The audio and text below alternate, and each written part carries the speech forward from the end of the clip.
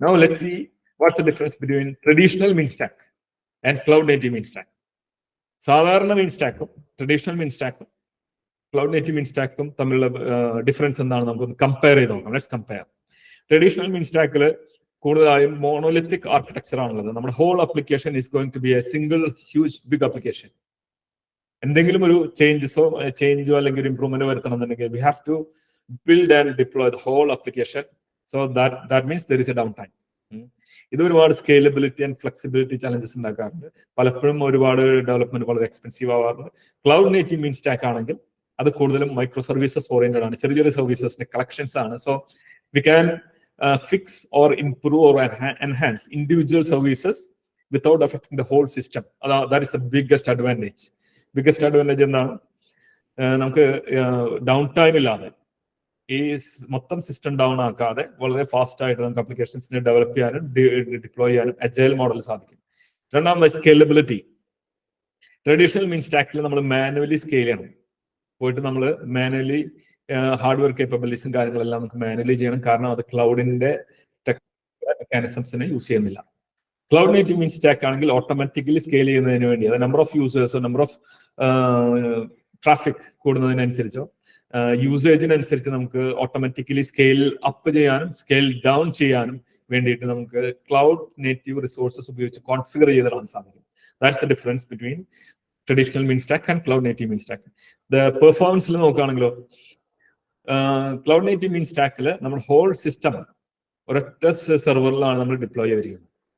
അപ്പോ അതിന്റെ പെർഫോമൻസ് കുറഞ്ഞു കഴിഞ്ഞാൽ നമുക്ക് ആ ഒരൊറ്റ സെർവറിന്റെ കപ്പാസിറ്റിക്ക് അനുസരിച്ചിരിക്കും നമ്മുടെ ഹോൾ ആപ്ലിക്കേഷന്റെ performance. Whereas in cloud native MEAN stack, അത് cloud native MEAN stack micro service architecture already ഉള്ളതുകൊണ്ട്, നമുക്ക് ഓൾറെഡി ഡിസ്ട്രിബ്യൂട്ടഡ് ആയതുകൊണ്ട് ഇൻഡിവിജ്വൽ സർവീസസിന് ഏത് സർവീസിനാണോ കൂടുതൽ സ്കെയിലബിലിറ്റി അല്ലെങ്കിൽ കപ്പാസിറ്റി ആവശ്യമുള്ളത് അതിന് മാത്രം നമുക്ക് എന്ത് ചെയ്യാൻ പറ്റും, അതിനെ സ്കെയിലപ്പ് ചെയ്യാനും അതിനെ ബൂസ്റ്റ് ചെയ്യാനും സാധിക്കും.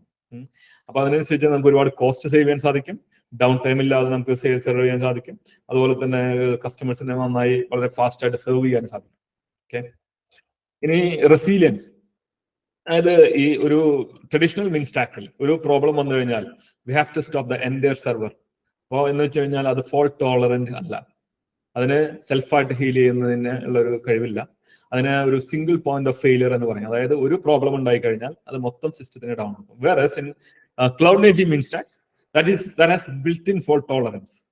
എന്ന് വെച്ച് കഴിഞ്ഞാൽ ഈ സർവീസസ് കുറെ സർവീസുകളുണ്ട്. ഏത് സർവീസിനാണ് പ്രോബ്ലം ആ സർവീസിന് നമുക്ക് പുതിയൊരു സർവീസ് കമ്പോണന്റ് കൊണ്ടൊന്ന് റീപ്ലേസ് ചെയ്യാൻ സാധിക്കും. എങ്ങനെ? Without downtime. ഇതാണ് റെസീലിയൻസ്. ഓട്ടോമാറ്റിക്കലി സെൽഫായിട്ട് the whole system, the bigger system will heal by itself. Automatically replace ചെയ്യുന്ന രീതിയിൽ നമുക്ക് കോൺഫിഗർ ചെയ്തിടാൻ സാധിക്കും. അതിനുള്ള മെക്കാനിസംസ് നമ്മുടെ ഈ CI/CD പൈപ്പ് ലൈനിലും ഡെവോപ്സിന്റെയും അതുപോലെ ഈ ആർക്കിടെക്ചറിനും സപ്പോർട്ടോടുകൂടി നമുക്ക് ഈ ക്ലൗഡ് നേറ്റീവ് മീൻ സ്റ്റാക്കിനെ ഫോൾട്ട് ടോളറന്റ് ആൻഡ് റെസീലിയന്റ് ആക്കിയിട്ട് നിലനിർത്താൻ സാധിക്കും. ഇതെല്ലാം സാധിക്കണമെന്നുണ്ടെങ്കിൽ we all need to upgrade our skills. ഇത് നടക്കണമെന്നുണ്ടെങ്കിൽ നമുക്ക് ട്രഡീഷണൽ മീൻ സ്റ്റാക്ക് അല്ലെങ്കിൽ ട്രഡീഷണൽ മീൻ സ്റ്റാക്ക് ഡെവലപ്പേഴ്സ് ഇതിലേക്ക് വരണമെന്നുണ്ടെങ്കിൽ ഒരുപാട് സ്കിൽ അപ്പ് ചെയ്യാനുണ്ട്. അതിൽ ഒരുപാട് ക്ലൗഡിനെ കുറിച്ച് പഠിക്കേണ്ടതുണ്ട്, ഡെവോപ്സിനെ കുറിച്ച് പഠിക്കേണ്ടതുണ്ട്, ക്ലൗഡ് നേറ്റീവ് ഡിസൈനിനെ കുറിച്ച് പഠിക്കേണ്ടതുണ്ട്, മൈക്രോ സർവീസസ് ആർക്കിടെക്ചറിനെ കുറിച്ച് പഠിക്കേണ്ടതുണ്ട്. ഇതെല്ലാം പഠിച്ച് അപ്ലൈ ചെയ്ത് ഇത് നമ്മൾ സ്കിൽ അപ്ഗ്രേഡ് ചെയ്യുകയാണെങ്കിൽ മാത്രമേ നമുക്ക് ഇതിലേക്ക് എത്താൻ സാധിക്കുക. That means there is a big gap between traditional MEAN stack and cloud native MEAN stack. Okay. ഇനി ഇത് നടക്കാൻ വേണ്ടി നമുക്ക് ഏതെല്ലാം സ്കില്ലുകളാണ് വേണ്ടത്? ഒരു ക്ലൗഡ് നേറ്റീവ് മീൻ സ്റ്റാക്ക് നിങ്ങൾക്ക് ആവണമെങ്കിൽ ഏതെല്ലാം സ്കില്ലുകളിലാണ് ഫോക്കസ് ചെയ്യുന്നത്? That's A discussion in this live. Primarily micro services architecture, അതിന്റെ കോൺസെപ്റ്റ്സ്, അതിന്റെ തിയറി, അതിന്റെ ഈ പ്രാക്ടിക്കൽ ആപ്ലിക്കേഷൻസ്, ഇതെല്ലാം നമ്മൾ പഠിച്ച് അതിനെ ഡിസൈൻ ചെയ്യാനും ഡെവലപ്പ് ചെയ്യാനും ഡിപ്ലോയ് ചെയ്യാനും നമുക്ക് സാധിക്കും. രണ്ടാമതായി കണ്ടെയ്നറൈസേഷൻ. ഇപ്പൊ ഡോക്കർ ക്യൂബർനെറ്റീസ് ഒക്കെ പോലുള്ള കണ്ടെയ്നറൈസേഷൻ ആൻഡ് ഓർക്കസ്ട്രേഷൻ. കണ്ടെയ്നർ ഓർക്കസ്ട്രേഷനിലും നമ്മൾ എക്സ്പെർട്ടീസ് ബിൽഡ് ചെയ്യാനുണ്ട്. അതുപോലെ തന്നെ advanced JavaScript and framework knowledge. ഇപ്പോൾ ഈ Node.js, Express.js, AngularJS അതുപോലെ MongoDB പോലുള്ള സംഗതികളിൽ കുറച്ച് അഡ്വാൻസ്ഡ് ആയിട്ട് നമ്മൾ ഡീപ്പായിട്ട് പോകേണ്ടതുണ്ട്. കാരണം ക്ലൗഡ് നേറ്റീവ് ഡിസൈനിന് വേണ്ടിയിട്ട് എക്സ്ട്രാ ലൈബ്രറീസ് നമ്മൾ പഠിക്കേണ്ടതുണ്ട്. ക്ലൗഡ് നേറ്റീവ് ആയിട്ടുള്ള ലൈബ്രറീസിൽ ഇന്റഗ്രേറ്റ് ചെയ്യുന്നതിനെ കുറിച്ചുള്ള മെക്കാനിസംസ് നമുക്ക് പഠിക്കേണ്ടതുണ്ട്. പിന്നെ cloud services integration. For example, ഇപ്പോൾ ഈ ഓരോ ക്ലൗഡിനും AWS ആയാലും Azure ആയാലും GCP ആയാലും ഈവൻ നമ്മുടെ ബ്ലൂ ഓഷ്യൻ ആയാലും ഇതിനെല്ലാം വേറെ വേറെ കമ്പോണൻസും വേറെ വേറെ സർവീസ് ടൈപ്പുകളും അവരുടെ യൂസേജസ് എല്ലാം ഡിഫറെന്റ് ആണ്.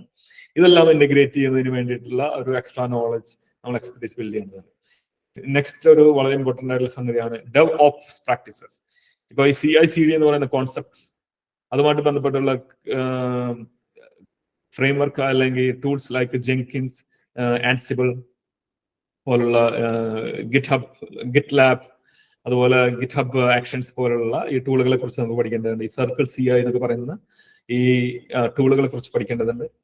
പിന്നെ സെക്യൂരിറ്റിയെ കുറിച്ച് ഈ ക്ലൗഡ് മുന്നോട്ട് വയ്ക്കുന്ന ഒരുപാട് പുതിയ ത്രെട്ടുകളുണ്ട്. ആ ത്രെട്ടുകളെ അത് അതിജീവിക്കുന്ന ക്ലൗഡ് സ്പെസിഫിക് ആയിട്ടുള്ള സെക്യൂരിറ്റി എങ്ങനെയാണ് അപ്ലൈ ചെയ്യേണ്ടത് അത് പഠിക്കേണ്ടതുണ്ട്. അതുകൂടാതെ അജൈൽ മെത്തഡോളജീസ്, കാരണം ക്ലൗഡ് എന്ന് പറയുന്നത് വളരെ huge and complex and vast ആയതുകൊണ്ട് ഇതിലെ ഡെവലപ്മെന്റ് വളരെ ഇറ്ററേറ്റീവ് ആൻഡ് ഇൻക്രിമെന്റൽ ആയി അജൈൽ മോഡലിൽ ഡെവലപ്പ് ചെയ്തിട്ടാണ് നമ്മൾ ചെയ്യുന്നത്. കാരണം ഈ ഡെവോപ്സ് എഞ്ചിനീയറിംഗും even micro service architecture they are originally coming from agile mindset. Agile mind സെറ്റിൽ നിന്നാണ് വരുന്നത്. അതുകൊണ്ട് അതെല്ലാം പഠിക്കുന്നത്.